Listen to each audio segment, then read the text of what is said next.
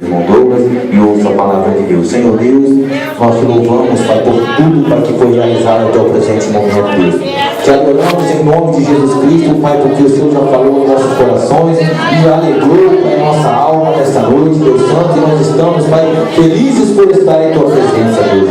Mas neste momento, Pai, uma coisa que nós não dispensamos, Pai, de forma alguma, Pai, é ouvir a tua palavra, Pai, que é um momento tão importante desse culto abençoado, Deus. Pai, eu escolhido por ti, Pai, foi o irmão Douglas nesta noite, Pai. Então usa o teu servo com autoridade e poder, Deus, para transmitir a tua palavra nesta noite, Deus. Pai, em nome de Jesus, prepara os teus servos, Deus. Prepara a tua igreja, Pai, para receber esta palavra, Pai, em seus corações, ó Deus. E que os nossos corações, Pai, sejam verdadeiramente como terra fértil, Deus. E ao receber esta semente, ó Deus, venha produzir algo para o teu reino, Deus. Abençoa a tua amada igreja. Usa com autoridade e com poder, abençoa o teu servo. É o que nós te pedimos e te agradecemos. Em nome de Jesus. Amém e amém. Salve os irmãos com a paz do Senhor. Dizer os irmãos que me sinto alegre por essa oportunidade de estar aqui hoje, louvando e agradecendo o santo e bendito nome do Senhor, poder aprender junto com os irmãos aqui da palavra de Deus. E confesso aos irmãos que estava na minha casa hoje, pela manhã, depois da escola dominical, estava um pouco preocupado, porque apesar de Deus já ter nos dado a palavra, fiquei um pouco preocupado e eu pensei em deixar de fazer o evangelismo hoje para poder estudar a palavra de Deus. Estava em casa buscando inspiração e glória a Deus, Deus fez o que fez hoje lá no evangelismo e a gente saiu de lá com uma vontade de chorar enorme, tão grande, porque ele está aprendendo a evangelizar com essa equipe, né?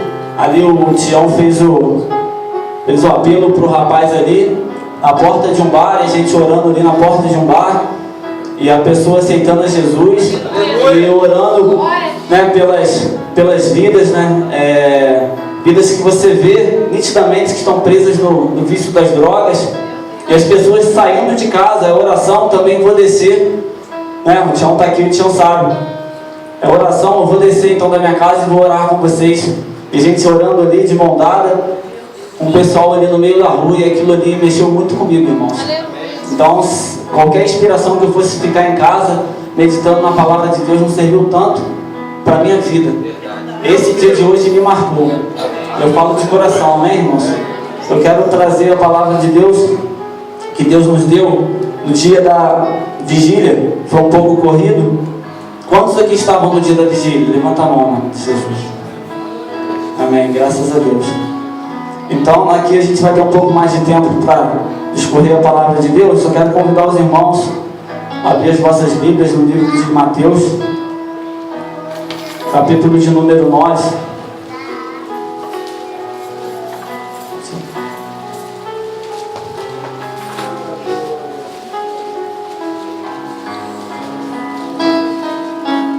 Mateus, capítulo de número 9, a partir do versículo 14.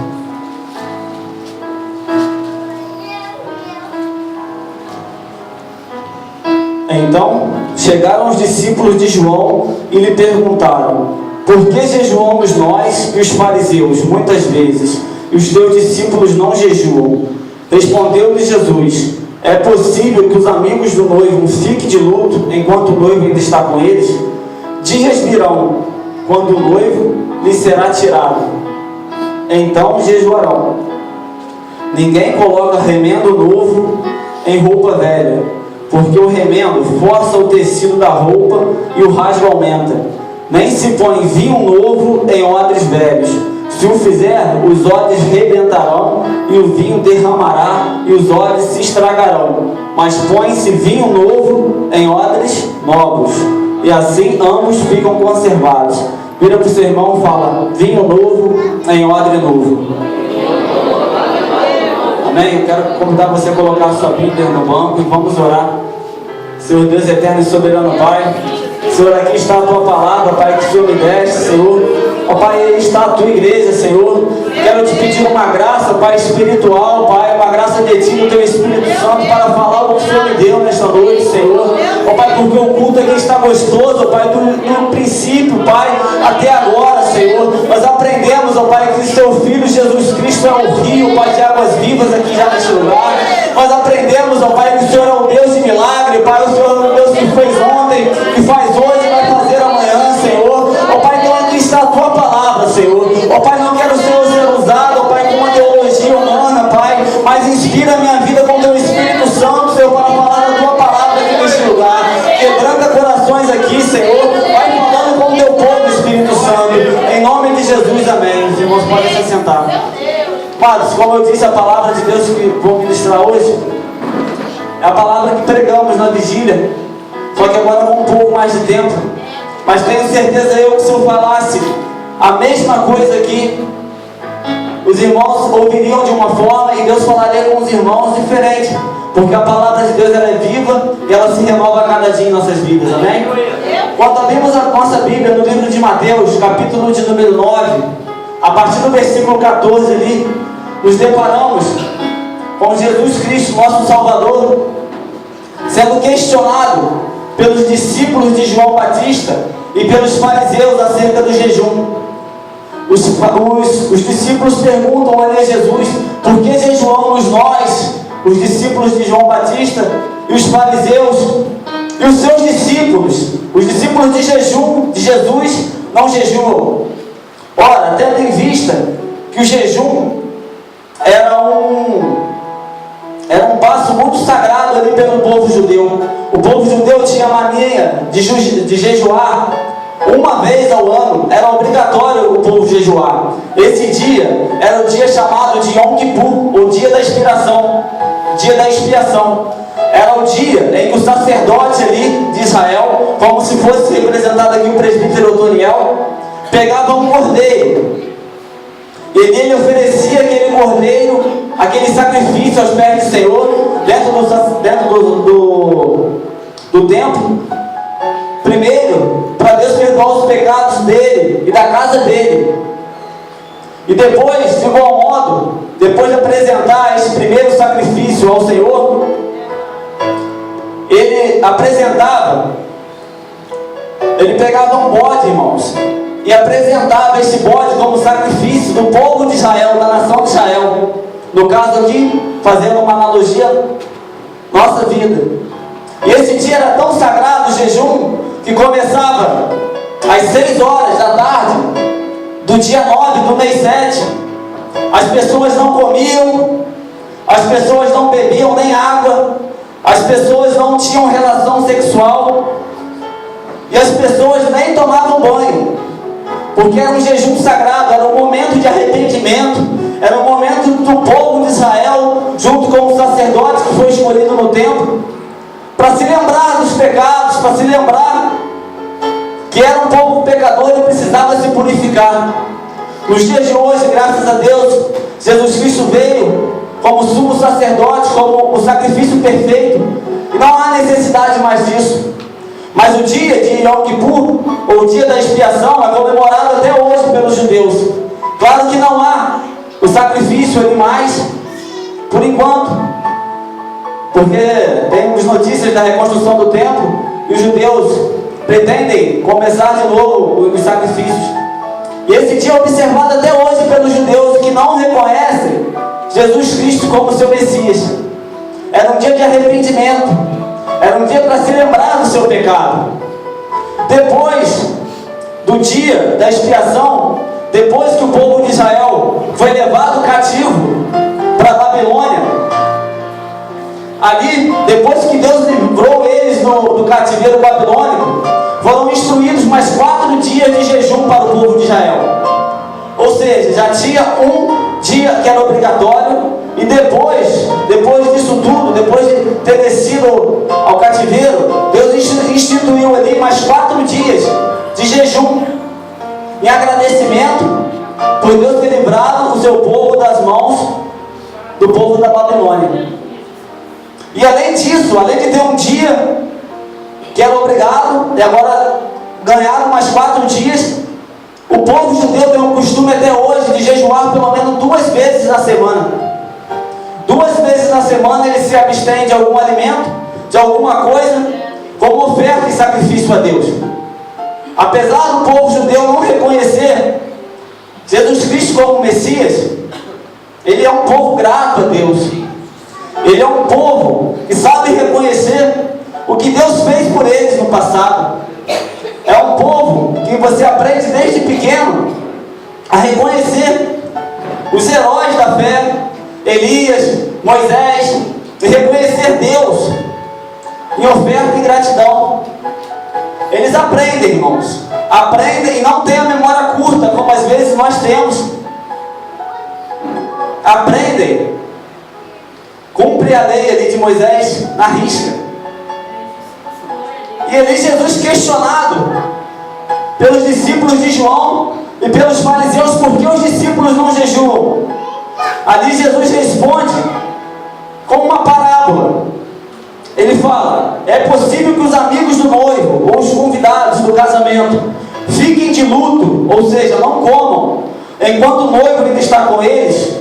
Dias virão quando o noivo lhe será tirado, e então jejuarão. Jesus Cristo ele faz uma analogia, botando ele como noivo e os amigos do noivo são discípulos.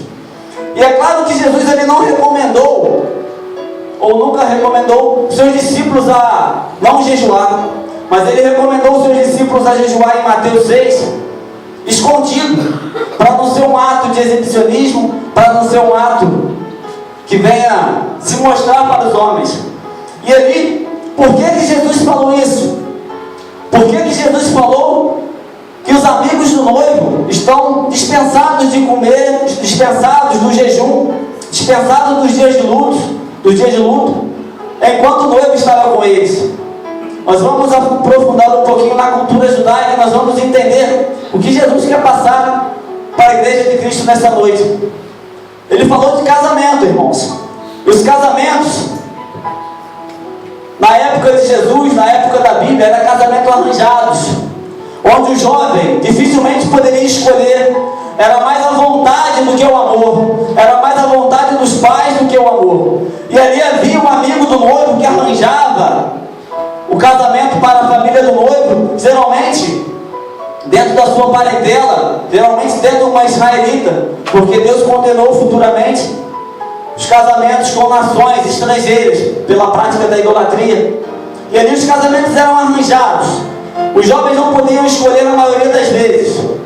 E depois desses casamentos arranjados havia o pagamento do dote, onde o noivo que tinha condição pagava o dote em forma de dinheiro para a família da noiva, ou se o noivo não tinha condição, pagava em serviço, como foi o caso de Jacó e Raquel. E também, se o noivo não tinha condição de pagar nem em serviço, poderia ser pago derrotando alguns inimigos do rei, ou um inimigo da família, como aconteceu com Davi e Saul. E ali, casamento arranjado. Os jovens não escolhem com quem vão se casar, mas muitas das vezes há o dote e depois vem o noivado, a festa de noivado. A festa de noivado, irmãos, era um casamento. O noivado era levado a sério, entendeu? Não poderia se desfazer do noivado a não ser um caso de adultério. Então o noivado geralmente com duração de 12 meses, onde a família do noivo ali ia preparando a casa, as coisas para o casamento, e a família da noiva ia preparando as festividades, ia preparando as coisas relativas ao casamento. O noivado, irmãos. E passando para o dia do casamento, o noivo e a noiva, eles eram vestidos como reis, eram adornados com parte do dote, que antecipava a família da noiva. As famílias pediam pedras preciosas com os vizinhos emprestadas para adornar o vestido da noiva. E a família, o amigo do noivo que arranjou o casamento, geralmente cuidava do noivo no dia do casamento, cuidava das suas roupas, cuidava dos preparativos, estava ali sempre. E a noiva, na sua casa, na casa dos pais ainda, com as, podemos dizer hoje em dia, as madrinhas, as amigas da noiva, ficavam ali adornando e preparando aquela noiva para o casamento. E o noivo ia geralmente buscar a noiva para se consumar o casamento no final da tarde, lá pelas voltas das 6 horas, quando estava começando a escurecer.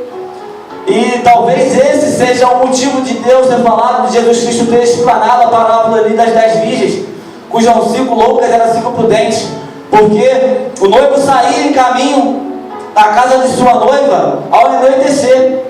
E ali Jesus faz aquela parábola que faltou azeite, os irmãos conhecem. Esse é o motivo de Jesus ter falado aquelas coisas. E geralmente, irmãos, aí o noivo chega na casa da noiva. O noivo chegou na casa da noiva, o noivo e a noiva e os convidados da festa se dirigem em procissão à casa da família que vai ser nova formada, a casa do noivo, do marido e da mulher. E é em tom de alegria, comemorando, festejando. O casamento judaico era uma tão grande festividade que era celebrado em 7 dias. 7 dias os convidados ficavam ali no quintal da casa dos noivos, e os noivos ficavam embaixo de um chamado dossel, que era uma tenda, ficavam dali presidindo a cerimônia. Ficavam ali porque o noivo tinha que levantar, mostrar o lençol sujo de sangue para provar que a noiva era virgem. E ali os noivos, naquele tom de alegria, o casamento judaico, 7 dias de alegria, 7 dias de alegria, comendo e bebendo. Esses convidados do noivo, se caíssem num dia de jejum, eram dispensados de fazer o jejum. Então é por isso que Jesus Cristo disse isso para as pessoas, para aqueles discípulos. Claro que fez uma analogia quando ele saiu da terra, quando ele foi levado, subiu aos céus, mas foi por isso que Jesus disse. E Jesus Cristo, irmãos, tem uma maneira muito linda de ver a Bíblia Sagrada, tem uma maneira muito linda de interpretar a Bíblia. Enquanto os fariseus ali eram legalistas, eles cumpriam a lei da forma que estava escrito, se era para apedrejar, era para apedrejar. Jesus Cristo trouxe uma interpretação nova, e por isso ele era conhecido como sendo supra-legalista, porque ele trouxe uma interpretação nova ao código. Ele trouxe vida a uma religião já que estava falida, uma religião velha. Enquanto o judaísmo manda apedrejar, Jesus Cristo fala: aquele que não tem pecado, atire a primeira pedra. A primeira lição que eu vejo com isso, irmãos, é que Jesus Cristo é especialista em trazer vida a algo que esteja morto. Jesus Cristo é especialista, irmãos, em avivar a sua obra. Então só depende de nós darmos um passo para perto dele e pedirmos: Senhor, traz algo novo para nossas vidas. Hoje já é o dia 12 de janeiro, Senhor. Traz algo novo, porque eu não quero viver mais as coisas do passado. Eu não quero viver mais preso ao passado. Eu não quero viver mais embaixo de regras. Eu quero viver na tua graça. Eu quero te obedecer por amor. Eu não quero te obedecer porque a Bíblia manda ou porque eu vou para o inferno. Eu quero te obedecer, Senhor, porque tu és santo, tu és lindo, tu és maravilhoso. Traz vida para a minha vida, traz vida para os meus conceitos, traz vida para o que eu penso. Me faça pensar como o teu Espírito Santo. Eu quero pensar como o Senhor, eu quero andar como o Senhor andou. Jesus Cristo é especialista em trazer vida em coisas mortas. Talvez você esteja aqui dentro e a sua roupa, o seu semblante, a sua maquiagem, o seu cabelo falam que você é uma pessoa viva, falam que você está com alegria no seu coração. Mas Jesus Cristo, que te conhece por dentro, sabe que precisa ser mudado, sabe que Ele precisa entrar na sua vida, que Ele precisa entrar na sua casa, que Ele precisa tocar no seu marido, que Ele precisa tocar no seu filho.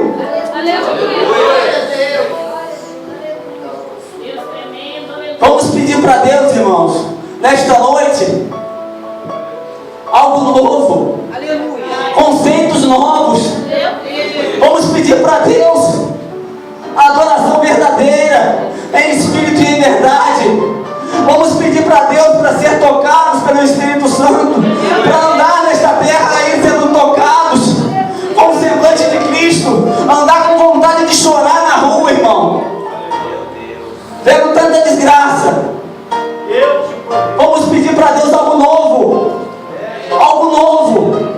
E ali, depois de explicar por que Jesus disse isso, por que Jesus falou a parábola ali do casamento, ele entra no versículo 16 e ele fala: ninguém coloca remendo novo em roupa velha, porque o remendo força o tecido da roupa e o rasgo aumenta.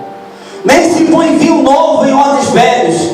Se o fizer, os odres rebentarão, o vinho derramará e os odres se estragarão. Mas põe-se vinho novo em odres novos, e assim ambos ficam conservados.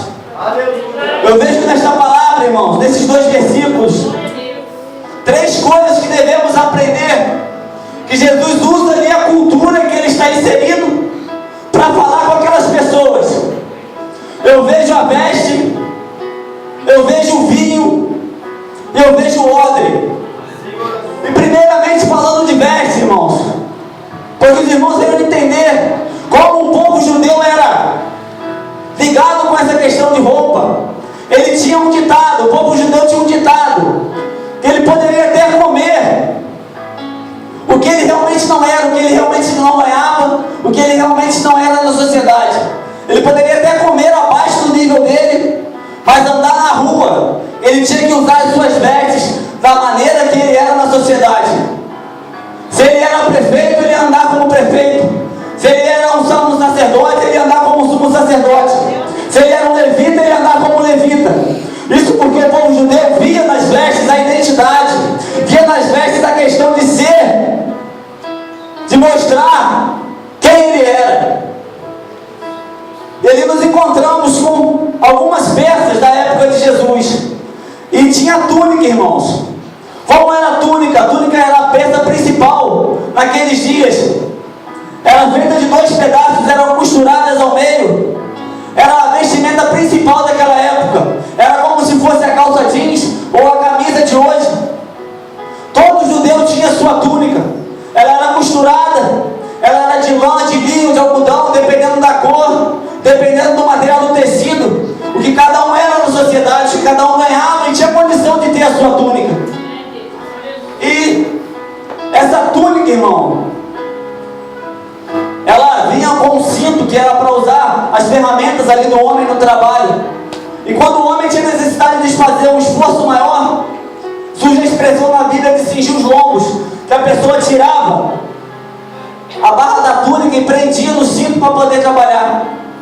E uma coisa muito linda, irmãos, que eu aprendo com a túnica, é que era quando os judeus, eles pecavam, quando os judeus erravam, ou quando os judeus estavam em luto, por alguém ter morrido na sua família, eles confeccionavam, eles faziam uma túnica,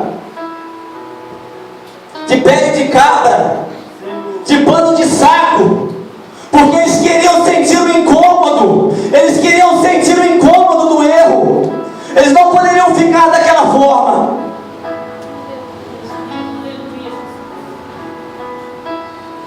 E hoje, irmãos, não se escandalize com o que eu vou falar. A igreja do século 21, Jesus Cristo faz, na obra do Espírito Santo, o papel daquela veste, de lembrar do pecado, de falar: meu filho, você está errado. Mas nós fechamos as costas, os ouvidos, tapamos os nossos olhos para o Espírito Santo, e o que é errado não incomoda mais. O que é errado não incomoda mais. Precisamos, irmãos, hoje nos vestir com uma túnica de pano de saco, nos humilhar, falar: Senhor, me incomoda, mesmo que eu não esteja vendo o meu erro, mesmo que eu não esteja vendo que eu estou errando, me incomoda, Senhor, me incomoda porque eu quero ser incomodado, me incomoda, Espírito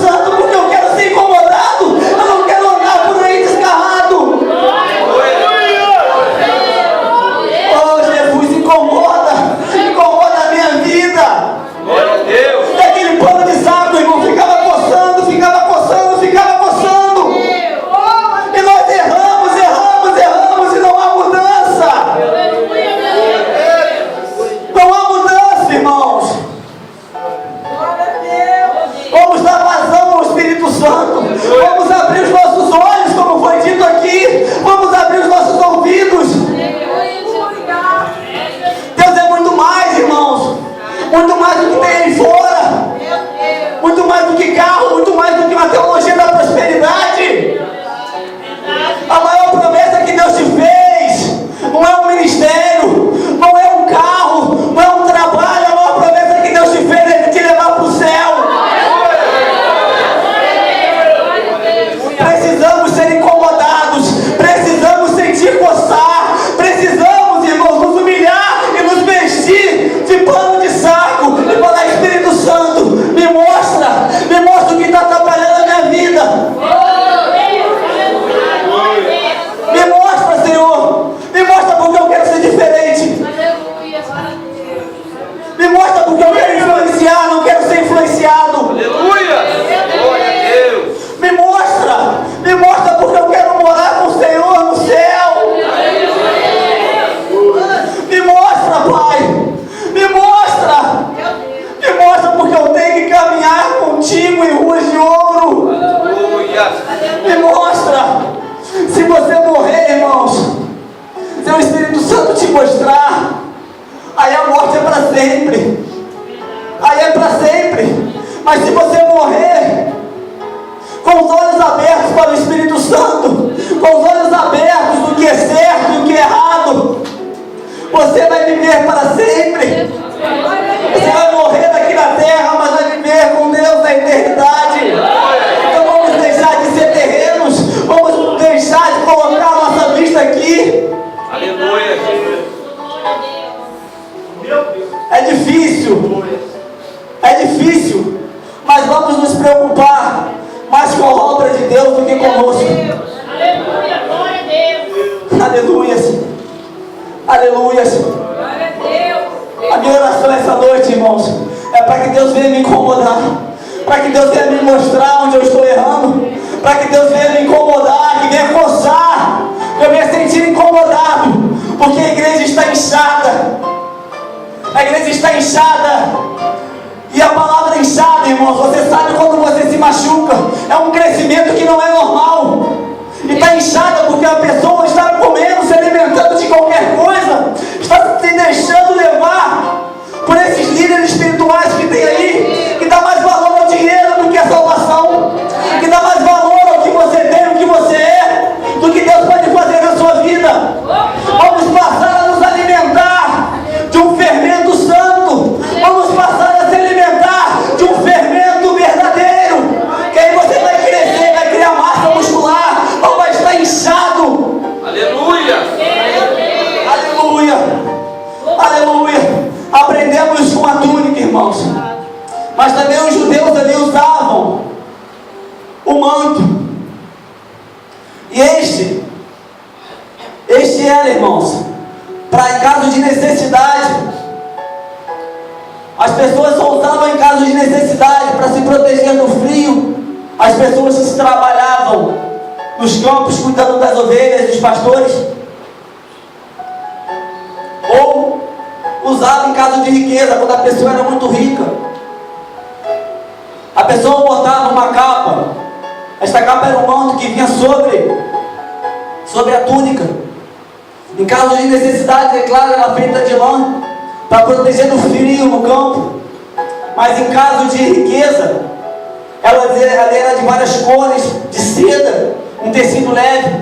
Todo homem rico não saía de casa sem o seu manto. E o manto para necessidade era tão especial que se eu desse o meu manto para o presbítero Otoniel, para ficar como fiador de um empréstimo, ele teria que me devolver no final do dia, porque eu iria trabalhar e ele não poderia ficar, segundo a lei de Moisés. E olhando para este manto, irmãos, de necessidade, como eu já disse, e olhando para o manto da riqueza, eu também vejo um manto que tem muitos crentes de hoje se vestindo, que está lá em Números 15, se os irmãos quiserem abrir.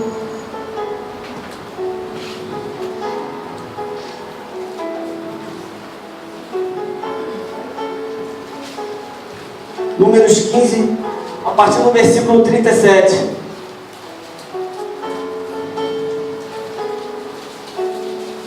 Aleluia.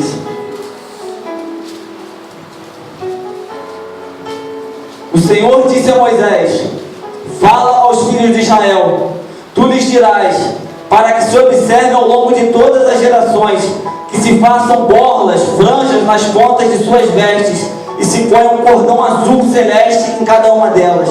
Desta forma, as bolas estarão sempre ali, para que vendas vos lembre dos mandamentos do Senhor.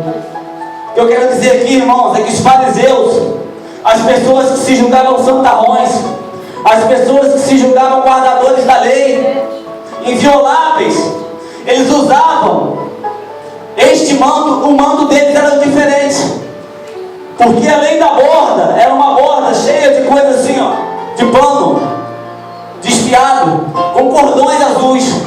E aquilo ali simbolizava que eles guardavam a lei. Aqueles ali, eles se vangloriavam, eles não andavam sem aquele manto, porque eles guardavam a lei. Eles queriam que todas as pessoas, ao verem a sua roupa, ao olharem para baixo e verem um cordãozinho azul, a saia azul, a beirada azul, saber que eles guardavam a lei. E por vezes nós, irmãos, por vezes eu, fazemos da mesma forma. Por vezes nós estamos, irmãos, vestidos deste manto da borda azul. É um manto de exibicionismo, é um manto de fazermos só para aparecer, é um manto de fazermos só para o dirigente ver, é um manto de fazermos apenas com a cabeça, mas esquecendo o coração. Fazemos porque temos que fazer, não fazemos porque amamos a Deus. Manto de soberba, manto azul, manto com a borda azul, irmãos. Andavam com o nariz em pé: eu guardo a lei, eu guardo a lei, eu guardo a lei. Olha aqui que Jesus fala em Mateus 23. Aleluia. Olha o que Mateus fala em Mateus 23, 5. Tudo que realizam tem como alvo serem observados pelas pessoas. Por isso fazem seus critérios bem largos e as franjas de suas vestes mais longas. Aqui vemos Jesus Cristo repudiando essa atitude dos fariseus. E como eu queria, irmãos, que a palavra de Jesus Cristo hoje ministrada fizesse você repudiar esta prática de se vestir desse manto, de se vestir dessa roupa. Aleluia! Colocamos o manto azul e viemos para a igreja com o nariz em pé. Guardamos a lei, aleluia, aleluia. Guardamos a lei, somos os guardiões da palavra do Senhor. Estamos certos em tudo, não estamos errados em nada. Uma vez falando com um certo homem de Deus dessa congregação, ele me falava que é mais difícil trabalhar com pessoas assim, com crentes assim, que vê pecado na vida do irmão, mas na sua vida vê fraqueza. É mais difícil trabalhar com essas pessoas do que as pessoas lá de fora. E é verdade, irmãos. Infelizmente é verdade. Infelizmente é verdade. É mais difícil, irmãos. É mais difícil, porque a pessoa se julga conhecedora da palavra de uma tal forma que ela não pode errar. Isso é triste, irmãos. Isso é triste para a igreja de Deus. Isso é triste para quem Deus chamou. Isso é triste para as nossas vidas. Isso é triste para as nossas ovelhas. Isso é triste para a nossa sociedade. Isso é triste para a nossa família. Porque influenciamos de uma forma errada e damos mau testemunho dessa forma. Nesta noite, irmãos, não nos vestimos dessas vestes, mas se vestimos das vestes que Jesus Cristo tem nos dado. Amém? E no versículo 16, irmãos, versículo 16, ali o que fala? Mateus 9, 16. Ninguém coloca remendo novo em roupa velha, porque o remendo força o tecido da roupa e o rasgo aumenta. O que Jesus Cristo quis falar com isso? Em Friburgo, aí tem muitas costureiras e não sabem que se você remendar, colocar um tecido novo em um buraco de uma calça jeans e um buraco de uma camisa, qual é esse tecido novo? tecido velho vai começar a esticar, e as costuras ali vão aumentar o buraco. Onde era um buraco pequeno, colocado aquele remendo, Jesus Cristo quis dizer isso, colocado aquele remendo, o rasgo ia aumentar. E o que eu aprendo com isso, irmãos, é o que Jesus falou mesmo: não se coloca remendo de pano novo em veste velha, não se tapa buraco dentro da igreja. As suas vestes têm que estar limpas, perfeitas. Na igreja não tem jeitinho, não tem jeito de tapar buraco, não tem jeito de quebrar galho. Deus não quebra galho, Ele traz a solução. Ele traz a solução, irmãos. E vemos problemas do passado nos prendendo, vemos problemas dentro da igreja nos prendendo, vemos problemas com nossos irmãos, onde você tem uma oportunidade de sair daqui, de ligar para aquela pessoa, que você tem um problema, ou você teve uma discussão. Hoje, depois do culto, você tem uma oportunidade de chegar nesta pessoa, porque Deus não tapa remendo. Toma cuidado com os seus vestidos, toma cuidado com as suas vestes, porque as suas vestes é santa. Deus não costura buraco, Ele te dá uma veste nova. Aleluia. Ele te dá uma veste nova, bonita, adornada, branca, sem buraco. Aleluia. Olha o perigo, irmãos. Olha o perigo de estarmos com as nossas vestes em desigual. Olha o perigo de estarmos com as nossas vestes manchadas. Olha o perigo, irmão, de estarmos com as nossas vestes não preparadas. Abre lá, irmãos. Abre lá em Mateus 22:11. Deus poderoso. Mateus 22:11.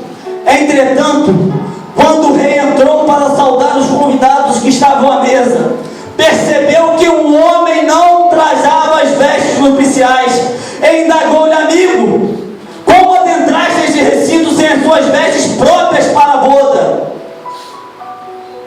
Mas o homem não teve resposta.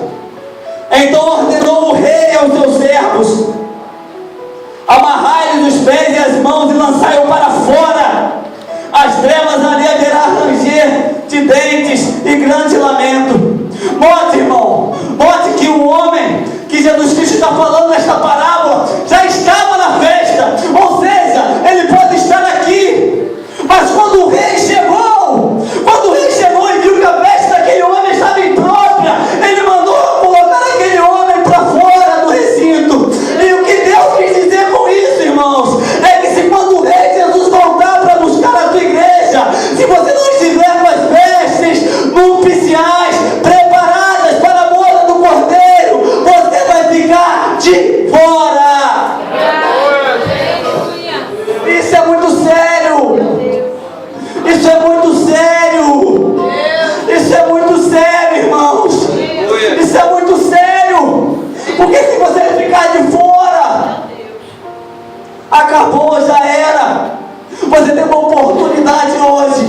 Você tem uma oportunidade hoje de fazer igual a igreja de Sardes, que era uma igreja conhecida pelas suas obras, mas Deus conhecia que fazia apenas para se mostrar, não eram obras incorruptíveis ali perante Deus. E mesmo assim, com essa igreja imperfeita, olha o que Deus fala em Apocalipse 3, versículo 4 e 5. Apocalipse capítulo 3, versículo de número 4, 5 e 6.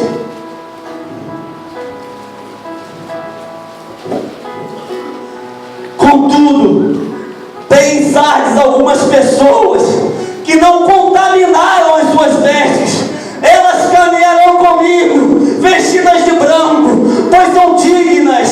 Assim o vencedor andará trajado com vestes brancas, e de modo algum apagarei o seu nome do livro da vida.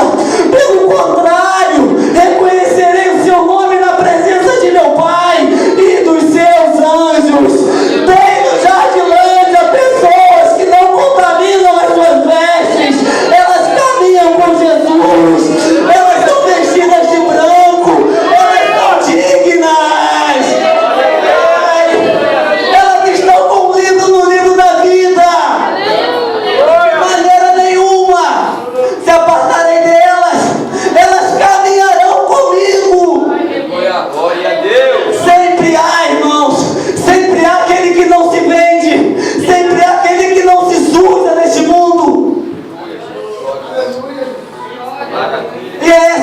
nome de Jesus. É você em nome de Jesus. É você, irmãos. É você. Não sei como foi a sua vida até agora, antes, mas é você a partir de agora. Você não vai se contaminar. Suas vestes vão ser brancas. Vocês vão caminhar com Cristo. E isso é lindo. Isso é lindo. Isso é lindo, lindo, lindo, lindo, muito lindo. Aleluia. Sempre há, irmãos. Sempre há o que faz a diferença. E tem que ser todos aqui. Não pode ser uma parcela. Nós precisamos influenciar aí fora. Nós não precisamos e não podemos nos contaminar. Aleluia. Porque vamos estar com o nome escrito no livro da vida. Vamos estar com o nome escrito no livro da vida. Tem pessoas que até hoje, irmãos, mas hoje vai mudar, em nome de Jesus. Tem dado tanto trabalho para Deus que Deus tem escrito o nome no livro da vida lápis. Porque toda hora apaga, escreve, apaga, escreve, apaga, escreve. Mas hoje eu tenho que te falar que Jesus Cristo vai escrever o seu nome no livro da vida, com lágrimas de sangue, com gotas de sangue de Jesus Cristo. E você vai influenciar. Aleluia. Aleluia. Aleluia. E o último versículo, irmãos, talvez seja o mais lindo para nossas vidas. O versículo de número 17. Mateus 9:17.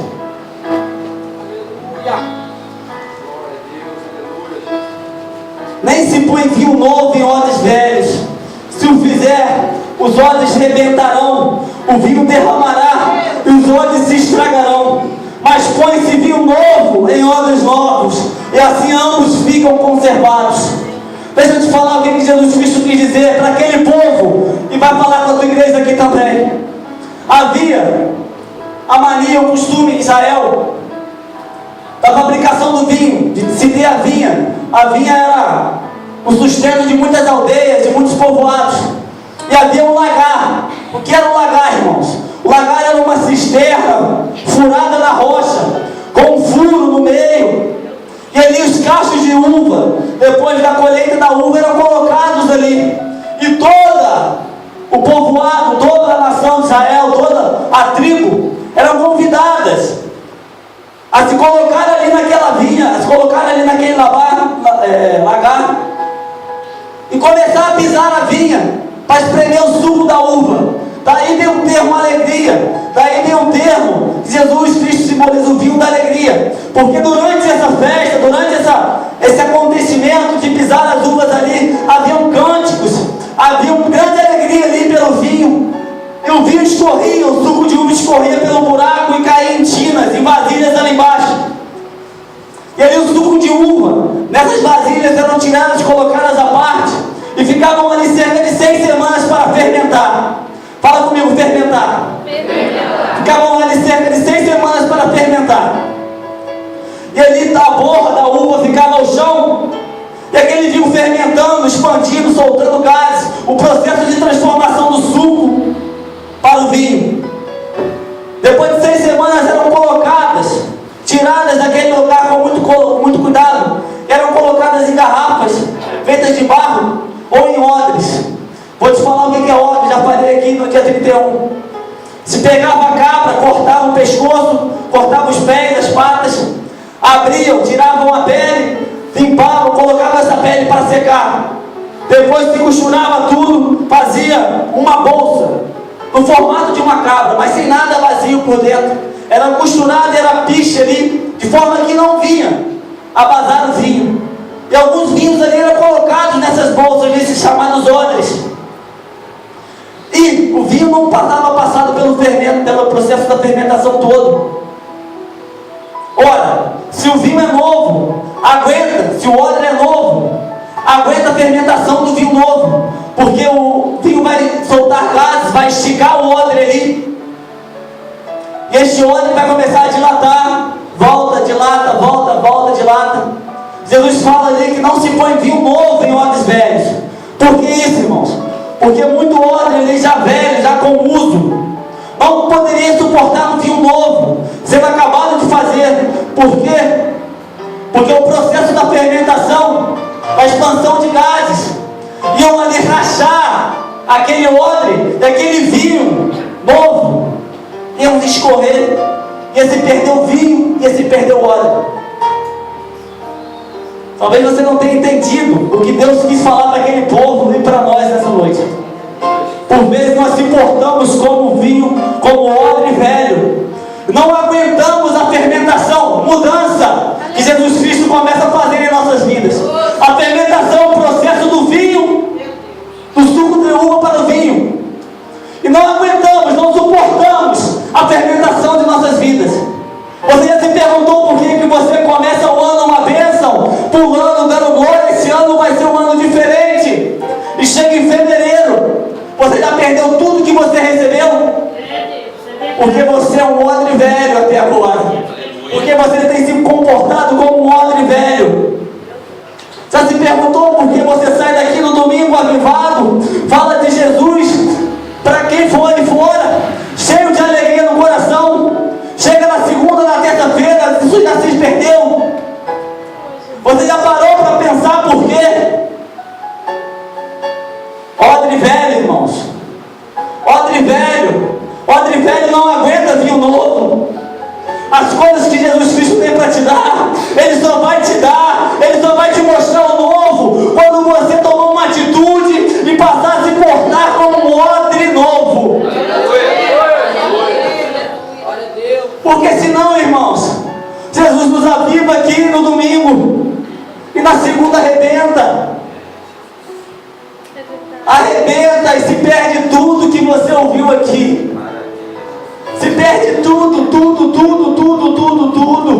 Se perde tudo. Você não consegue assimilar mais nada. Revelação de Deus para nossas vidas nessa noite. Quer viver o novo de Deus? Quer viver o novo de Deus? Olha nessa noite querendo ser um odre novo. Porque o odre novo aguenta a fermentação. O odre novo aguenta a mudança que Jesus quer prover nas nossas vidas. O odre novo não questiona porque Deus está fazendo isso de uma forma e não está fazendo aquilo de outra. O odre novo é obediente, não questiona. O odre novo absorve todo o vinho porque sabe que o vinho é vida para ele. Pode esticar, irmãos, pode esticar, o peso do vinho pode esticar, o gás pode expandir. Aguenta a pancada. Dia 12 de janeiro, início do ano, segundo domingo do mês. Minha palavra para você nessa noite, que chegamos a dia 31 de dezembro, aguentando a